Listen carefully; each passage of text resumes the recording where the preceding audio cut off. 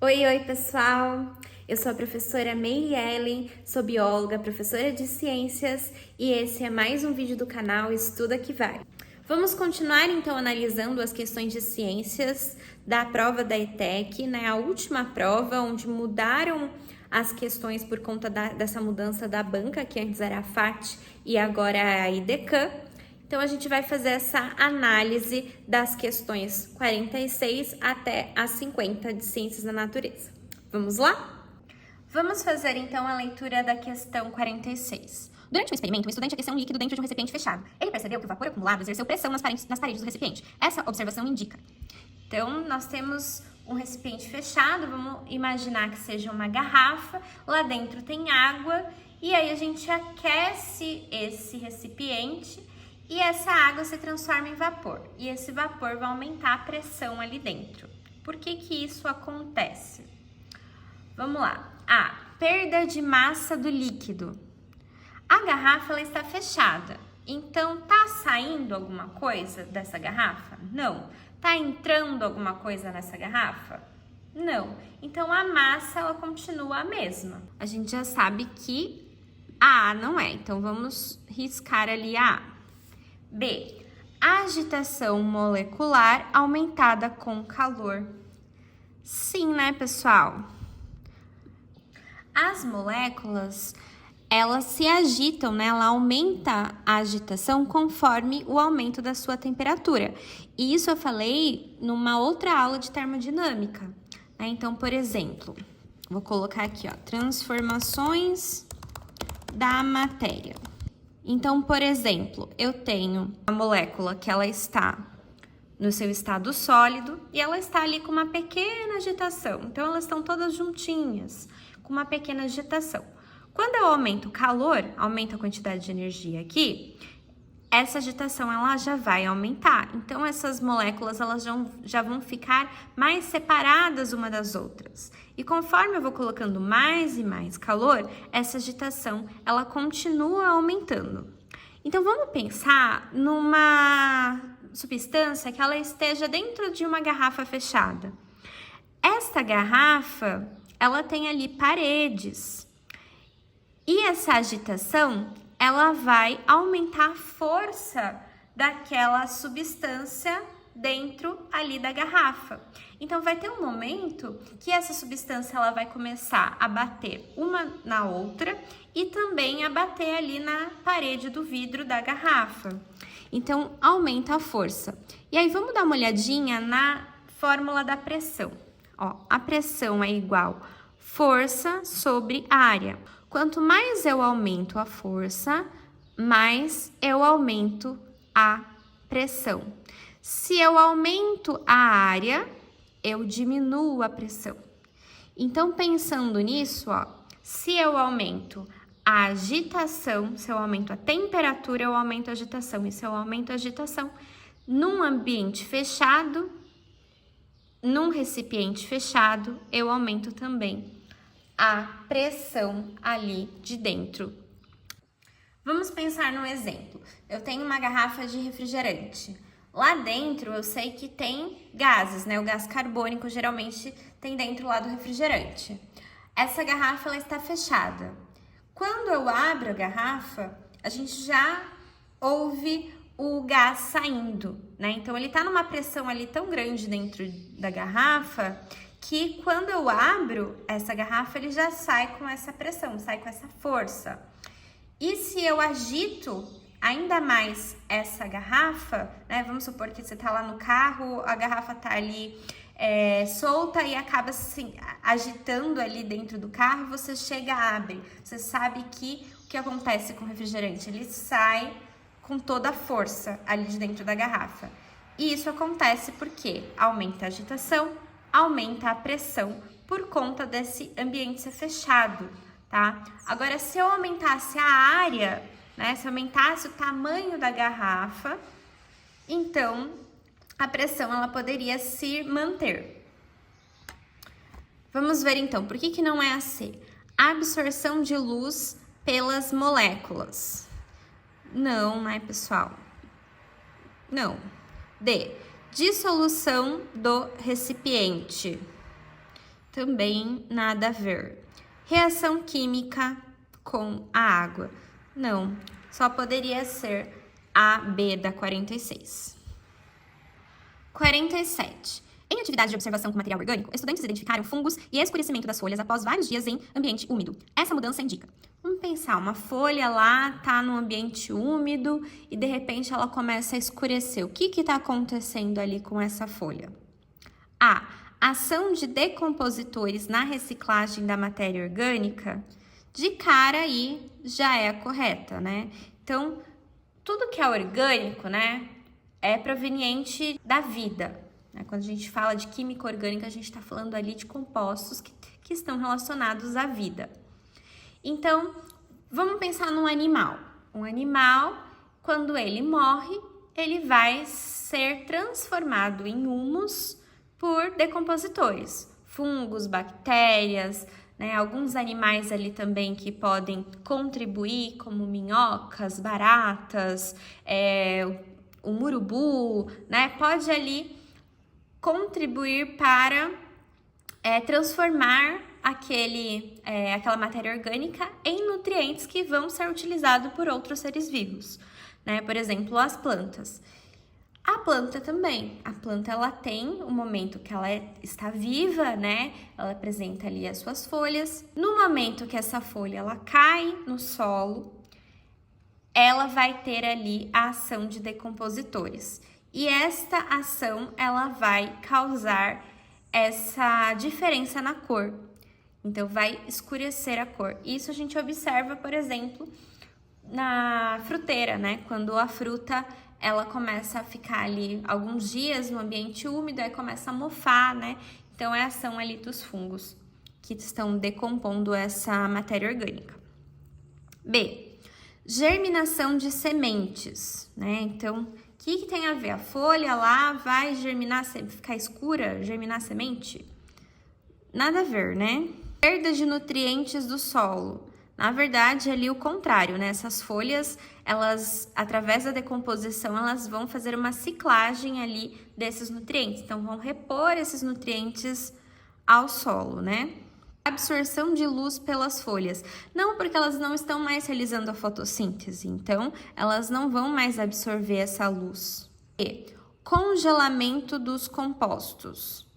Tô falando aqui de alguma coisa a ver com temperatura? Não, né? Então só poderia ser a mesmo. 48.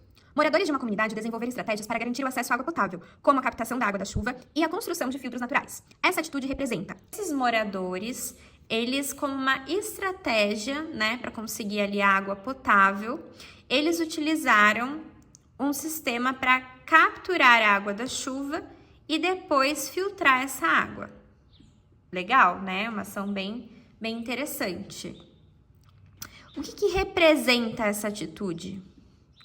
Aumento da umidade local? Não é essa a ideia, né? A ideia é captura de água potável para eles beberem, para eles consumirem, né? Através da água da chuva. B. Substituição da água por energia solar. Não estamos falando nada aqui de energia solar, a gente está falando de captação de água potável. Ausência de recursos naturais. Não, a chuva ela tem ali, né? Então, o recurso tem. Eles só fizeram ali um sistema para facilitar essa captação desse recurso. D. Soluções sustentáveis elaboradas pela própria população. Sim, né?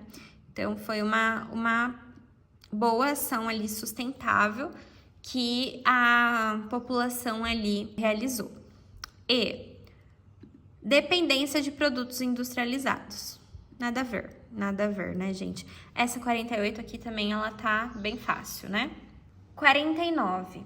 Gente, essa 49, ela é, digamos, irmã da que a gente fez em outro vídeo, que foi a 44, que falou sobre distúrbios metabólicos e diabetes do tipo 2, tá? Então, ela está relacionada aí com a questão 49. Vamos fazer a leitura. Estudos demonstram que alimentos ricos em fibras modulam a absorção da glicose no organismo. Um gráfico com diferentes tipos de alimentos indicava que aqueles com maior teor de fibras apresentavam menor pico glicêmico. Esse dado sugere o quê? Para a gente responder essa questão, vamos entender primeiro o que são as fibras e o que é a glicose.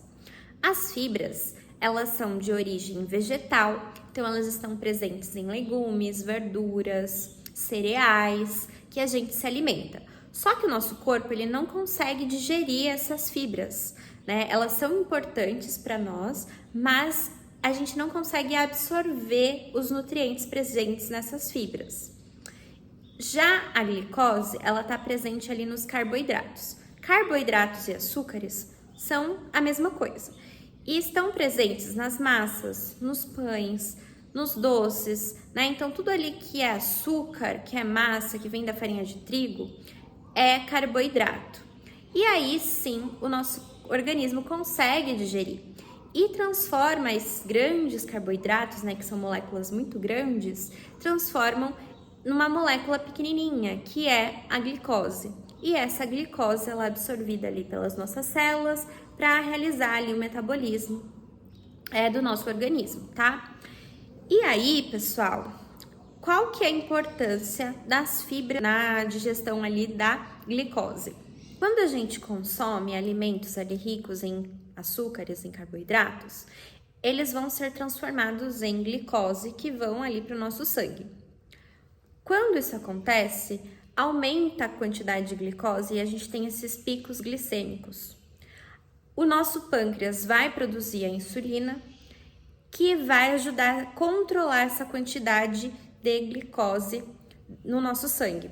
A insulina basicamente vai colocar para dentro das nossas células essa glicose que está em excesso no sangue, tá? O que acontece? Se a pessoa, ela sempre come esses açúcares em grande quantidade, sempre vai ter esse pico glicêmico no sangue. E isso vai sobrecarregar ali a produção de insulina e pode ser que a pessoa desenvolva diabetes ao longo da vida. No que as fibras elas ajudam? Existem dois tipos de fibras, as fibras solúveis e as fibras insolúveis. As fibras insolúveis, elas ajudam na formação do bolo fecal. Então, elas ajudam o nosso intestino a funcionar direitinho, a gente conseguir ir ao banheiro, tá? Então, isso já é uma grande coisa, né? Já as fibras solúveis, elas fazem como se fosse um gel ali no nosso intestino, que faz com que a absorção da glicose fique mais lenta. Então, não é que a glicose não vai ser absorvida pelo intestino, mas ela vai ser absorvida aos poucos. Então, não sobrecarrega o nosso pâncreas ali produzindo a insulina. Então, isso vai acontecendo aos poucos e aí não tem esse pico glicêmico de aumentar muito a quantidade de açúcar no nosso sangue. Então, esse é um papel das fibras muito importante. Bom, agora a gente consegue responder aí a questão. A. Eliminação do açúcar pelo suor. Não, né, pessoal? B. Conversão de fibras em glicose. Não, lembra que as nossas células, elas não conseguem digerir as fibras, né? Então, apenas os animais herbívoros ali conseguem fazer isso com a ajuda de algumas bactérias, tá? Então, nós, seres humanos, não conseguimos. C. Acúmulo de glicose nos tecidos com fibras. Nananina, não, também não. D. Inibição total da absorção intestinal. Olha só, lembra daquela palavra lá, extrema, total? Tomem cuidado quando vocês virem essa palavra aqui, essas palavras extremas, tá? Então, não é a D também. E, absorção lenta da glicose e melhor controle glicêmico. Perfeito, essa aqui é a alternativa correta. 50. Durante uma saída de campo, estudantes compararam duas regiões distintas, uma urbana e outra rural. Observaram maior diversidade de espécies na zona rural.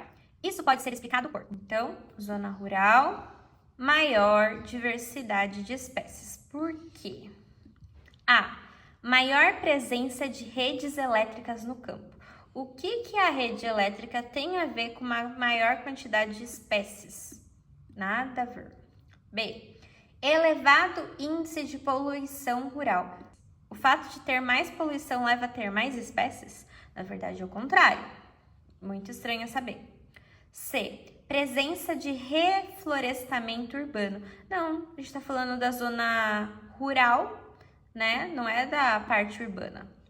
D. Menor interferência humana nos habitats naturais. Isso mesmo. Então, se no ambiente rural ali, ó, tem menor interferência humana, maior a quantidade de espécies ali.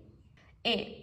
Troca de fauna nativa por animais domésticos. Na verdade, isso diminui a diversidade, né? Então, você tem lá vários tipos de animais e aí você domestica apenas alguns e os outros acabam ali sofrendo, né? E sendo extintos muitas vezes.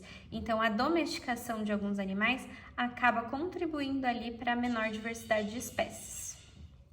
Então é isso, pessoal. Espero que essa análise tenha ajudado vocês nos seus estudos aí para passar na ETEC.